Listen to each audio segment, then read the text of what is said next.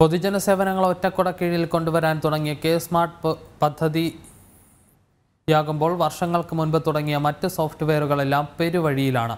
14ഓളം സോഫ്റ്റ്വെയറുകളാണ് access ചെയ്യാൻ പോലും അറിയാതെ പാതി വഴിയിൽ ഉപേക്ഷിക്കേണ്ടത്. ആപ്പുകൾ ഉണ്ടാക്കാനായി സംസ്ഥാന സർക്കാർ മുടക്കിയ തുകയ്ക്കും കണക്കില്ല. തദ്ദേശ സ്വയംഭരണ വകുപ്പ് സ്കേപ്പ് മാർട്ട് എന്ന പേരിൽ സേവനങ്ങളെല്ലാം ഒറ്റ ആപ്ലിക്കേഷനിലൂടെ നടപ്പിലാക്കാൻ ശ്രമിക്കുമ്പോൾ വർഷങ്ങൾക്ക് മുമ്പ് രൂപകൽപ്പന ചെയ്ത എം കേരള എന്ന ആപ്ലിക്കേഷൻ എവിടെയാണെന്ന് പോലും വകുപ്പിനറിയില്ല.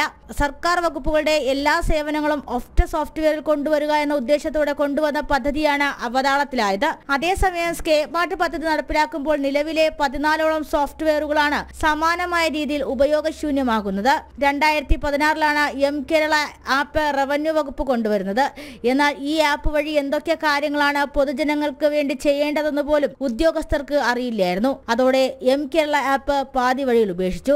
റവന്യൂ വകുപ്പിലെ കാര്യങ്ങളെല്ലാം വിവിധ സോഫ്റ്റ്വെയറിലൂടെയാണ് ഇപ്പോഴും നടക്കുന്നത്.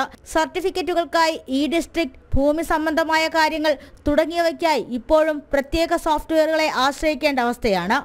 ജനം, തിരുവനന്തപുരം.